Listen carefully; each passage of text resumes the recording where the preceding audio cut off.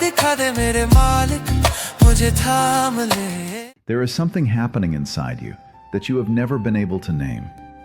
You wake up, you work, you try, you push through another day, and at the end of it, when you finally sit alone with yourself, there is this weight, this quiet gnawing feeling that despite everything you did today, it still was not enough. Not enough effort, not enough progress, not enough proof that you matter. And here is what makes this feeling so dangerous. It does not come from laziness. It does not come from failure. Some of you watching this right now are doing well by anyone's standard. You have jobs, you have people around you. You've done things that the younger version of you would have... God, they would have been so proud. And yet there is an emptiness, a voice that sits behind every achievement and whispers, "But what have you really done?" A voice that takes every compliment and just dissolves it before it even reaches your chest. A voice that watches other people living their lives online and says, "See, you are behind. You are not where you should be." This isn't just sadness. This isn't depression in the clinical sense for most of you. This is something more specific, more mechanical, more learned. This is a pattern of chronic insufficiency, a deeply trained belief that who you are right now, without any additions, is fundamentally not enough. And today, I want to explain to you with precision where this pattern comes from, how it operates inside your psychology every single day, and what actually begins to shift when you finally see it clearly. This is not motivation. I am not going to tell you to believe in yourself and hope the feeling disappears. That has never worked. What I am going to do is show you the machinery, the wiring, the cause and effect that built this feeling brick by brick since you were a child. Because once you see how a pattern works, it starts to lose its grip, not through force, through understanding. Before I go any deeper, I want you to do one small thing. If you recognize this pattern in yourself, and I don't mean as some abstract theory, I mean as something you have lived with, something that has kept you up, leave a comment with 4 words. I notice this pattern. If you want to support us, then Buy Me a Coffee link is in the description. That's all. It's not a request. It's definitely not a prayer. It's just an honest acknowledgement to yourself. A small, quiet act of self-observation. Because that, right there, that is where the real change actually begins. Now, let me explain what is actually happening inside your mind. Because this feeling, this never enough feeling, it didn't just appear. It wasn't some glitch. It was built, layer by layer. And it started much earlier than you think. Layer 1, conditional worth. Most human beings are raised inside a system of conditional value. Think about what that actually means, carefully. When you were young, 5, 6, 7 years old, you learned something without anyone ever sitting you down to teach it. You didn't read it in a book. You learned it through observation, through a reaction, through what made the adults around you finally smile, and what made them withdraw. You learned that love had conditions. When you performed well, there was warmth.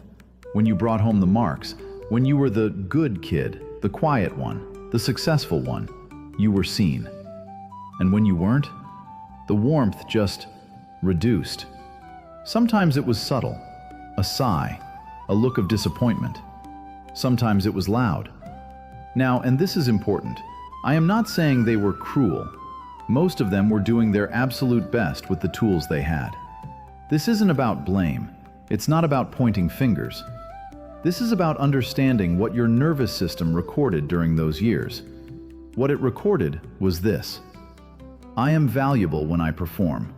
I am less valuable when I do not. That single belief absorbed before you even had the language to question it. It became the operating system of your entire life. And you? You've just been running on that code ever since. Layer 2, the achievement treadmill. Once that belief is installed, something predictable happens. You start to chase achievement.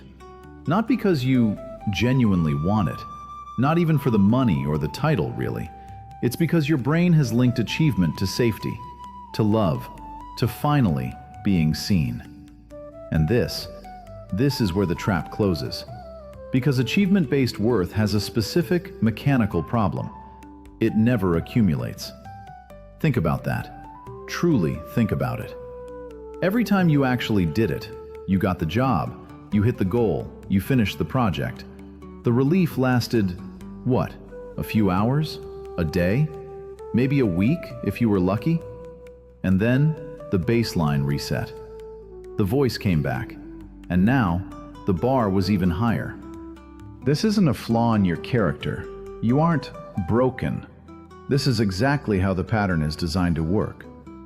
When your sense of worth is tied to what you do, there is no amount of doing that can ever fill that gap. Because the gap isn't about output. The gap is about a belief that was burned into you before you even knew how to think for yourself. You are trying to solve an identity-level wound with productivity-level solutions. That's why it never works. That is why you feel exhausted, even when you succeed. Now, add one more element: the world you live in today. You carry a device in your pocket that shows you, every single hour, curated evidence that other people are doing more, earning more, living more, experiencing more. And your brain? It doesn't process this as entertainment. It doesn't see the filters or the lighting. It processes it as data, as proof. Proof that you're behind. Proof that your pace is wrong. Proof that whatever you did today, it just wasn't sufficient. But here is the psychological truth most people never hear. Comparison? It doesn't create the feeling of insufficiency. It activates a feeling that was already there. If you didn't already carry that belief that you are not enough seeing someone else's success, it wouldn't hurt. It would be neutral, maybe even inspiring. The reason it stings, the reason it creates that sinking feeling right here, is because it touches an old wound. A wound that's been there for a long, long time. And that wound whispers, "See, I told you. You're falling behind. You're not keeping up. You're going to be left behind." That isn't logic. That's a fear loop. It's a ghost running on a belief you absorbed decades ago. And this is where I want to speak to you, directly. I'm not here to soothe you. I'm not here to tell you everything is fine. I want to show you something about yourself that you have never clearly seen. You have spent your whole life building what you believe is your identity, piece by piece, achievement by achievement, role by role. You've built this version of yourself that you show the world. And then you have exhausted yourself just trying to maintain it. The exhaustion you feel? It's not from the work. It's not the long hours. It's the maintenance. It's the constant, silent, soul-crushing effort of holding up an image of yourself that you think has to be perfect just to be accepted. The mind. It's a strange thing. By its nature, it attaches to form, to labels. It takes something temporary, a job, a win, a relationship, a status, and it whispers, "This is who I am." And the second that thing is threatened, the mind panics. Not because the thing itself is essential, but because you've confused the thing with the self. This is the root of your suffering. It's not the failure. It's not the haters or the criticism. The root is misidentification. You have mistaken what you do for what you are.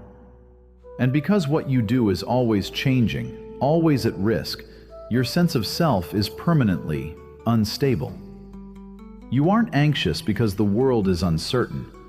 You're anxious because you built your house on sand. And now your mind has to scan for threats every single second.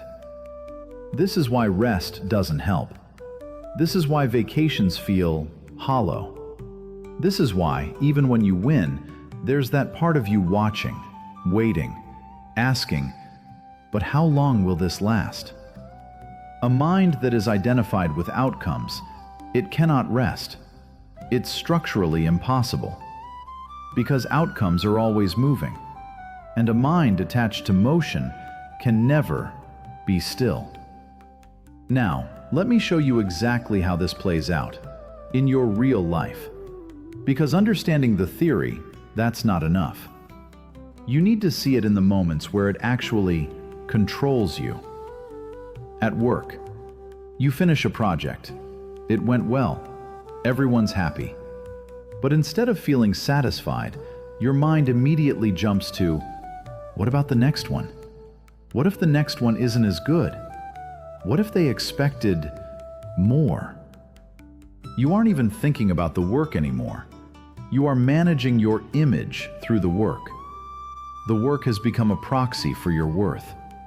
And so every single task, every email, every meeting, it carries the weight of your entire identity. This is why small failures feel catastrophic. A missed deadline, a critical email from a boss, a tiny mistake in front of your colleagues. These things, objectively, they should be minor. They're just work. But they do not feel minor, do they? Because your brain isn't processing them as work events. It is processing them as identity threats. It feels like someone is pulling the rug out from under your soul. It feels like you're being erased. And then there's your relationships. You struggle to receive love cleanly. When someone expresses real care for you when they look at you with genuine warmth, there's a part of you that flinches. You don't mean to, but you don't trust it. You're waiting, always waiting for the other shoe to drop. And when conflict happens, even the small stuff, the "where are we eating?" or the "you forgot to call" stuff, your reaction is disproportionate. It's not because you're dramatic. It's not because you're difficult. It's because that disagreement, it activates the old, cold belief, if I am not perfect in this person's eyes, I will lose them. And if I lose them, it confirms what I've always feared, that I was never enough to keep. You aren't reacting to the argument. You aren't even reacting to the person in front of you. You are reacting to an ancient fear of abandonment that was wired into your nervous system before you even had the words to name it. So, what changes this? I'm going to tell you, but I need you to hear this clearly, because it's completely counterintuitive. The pattern does not break through force. You cannot will yourself into feeling enough. You can't just yell at a shadow and expect it to turn into light. You can't repeat affirmations over a wound that runs this deep and expect it to heal. Affirmations? They work on the surface of the mind. They're like putting a Band-Aid on a broken bone. This pattern, it lives in the foundation. What actually shifts this is something I've spoken about since the very beginning. It's deceptively simple. Awareness without judgment. Let me explain what this means. Not poetically. I want to show you the machinery. Right now, when that not enough feeling hits, here is what happens inside of you in a fraction of a second. Step 1. A trigger. A comparison on your phone. A mistake at work. Just a silence from someone you love. Step 2. The old belief clicks into place, like a key in a lock. I am not enough. Step 3. The flood. Shame, anxiety. That tightening right here, the contraction in your chest. Step 4. This is the killer. Your mind identifies with it. It doesn't say, "I feel anxious." It says, "I am anxious." It says, "I am not good enough." And step 5, you react. You withdraw, you hide, or you work until you collapse to prove them wrong. You numb yourself just to make the noise stop. This entire sequence, it happens in less than 2 seconds, and it happens dozens of times a day. You're rarely even aware of it. You only feel the end result, the exhaustion, the emptiness, that vague, haunting sense that something is just wrong with you. Now, here is what awareness does. Awareness interrupts the chain at step 4. When you are aware, truly aware, not just thinking about it, but actually present in the moment, something shifts. Instead of saying, "I am anxious," the observation becomes, "Anxiety is arising." This sounds like a small difference. It is not. It is the entire difference. "I am anxious" means the emotion has merged with your soul. You've become the storm. And now you have to fight it, or fix it, or run from it. But anxiety is arising? That means the emotion is here, but you are the one watching it. There is space. There is room to breathe. The emotion can exist without consuming you. Now, I'm not talking about suppression. I have never taught that. Suppression is just pushing the pain into the basement and pretending you don't hear it screaming. That just creates pressure. That creates an explosion later. What I am describing is observation. The emotion comes up. You see it. You feel it in your body. But you don't add a story to it. You don't say, "This proves I'm a failure." You just notice. The pattern is activating again. I can feel it. I see what triggered it. And in that moment of seeing, something extraordinary happens. Something no amount of money or success could ever give you. The pattern, it loosens. Not because you fought it, but because you stopped feeding it. You stopped giving it the fuel of your identity. You stopped saying, "I am this feeling," and you started seeing, this feeling is just passing through. Every single time you do this, every time you catch it in real time, the pathway weakens, just a little. The reaction becomes a little less automatic. The space between the trigger and you, it grows. And over time, not overnight, not in one magical moment, but over consistent, honest time, the pattern loses its authority. You don't become someone who never feels doubt. You become someone who feels doubt without becoming doubt. That is the transformation. There is one more thing, and please hear me. It might be the most important thing we ever talk about.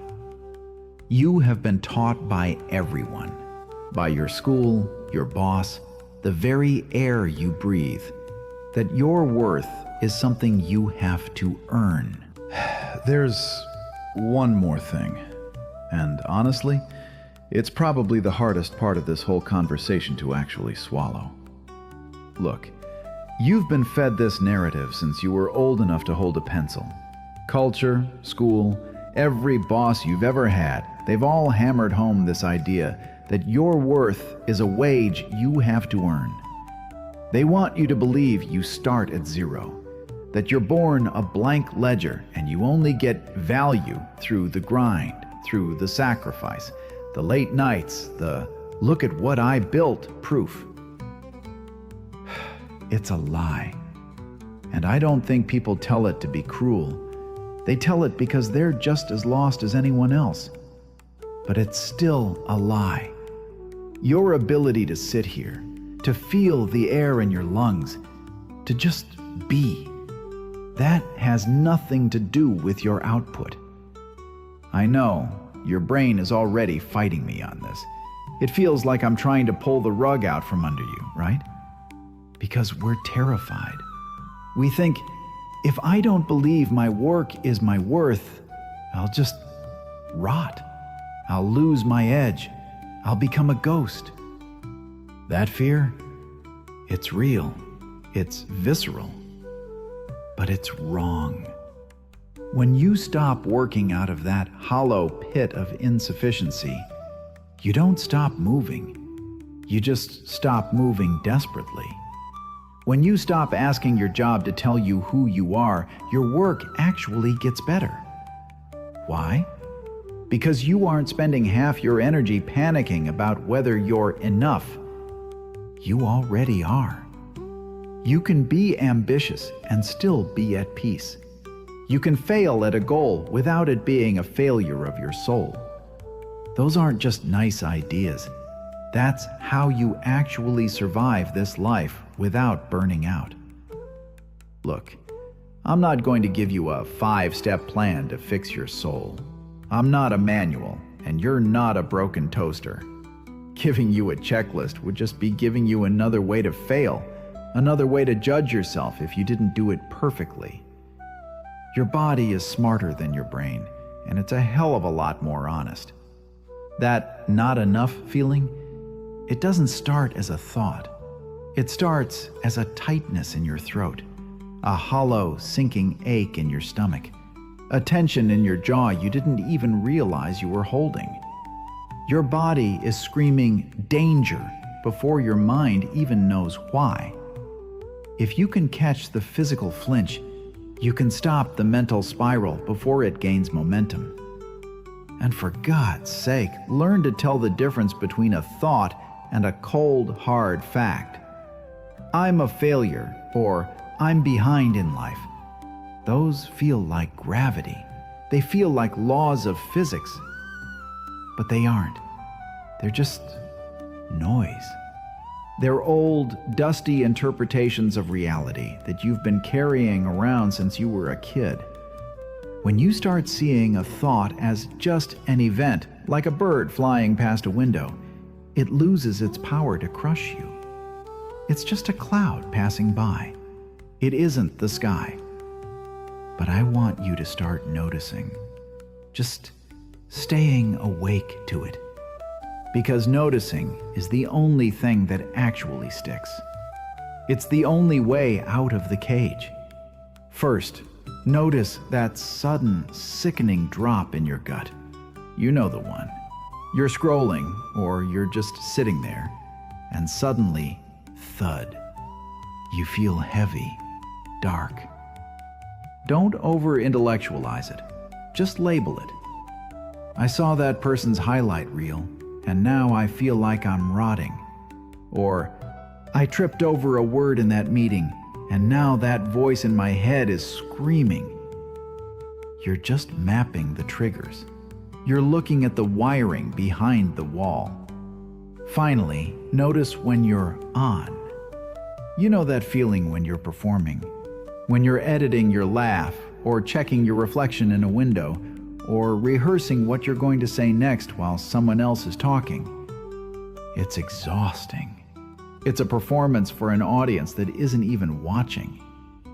Compare that to the moments where you're just there, when you're actually listening, when you're lost in a task, when you're just breathing.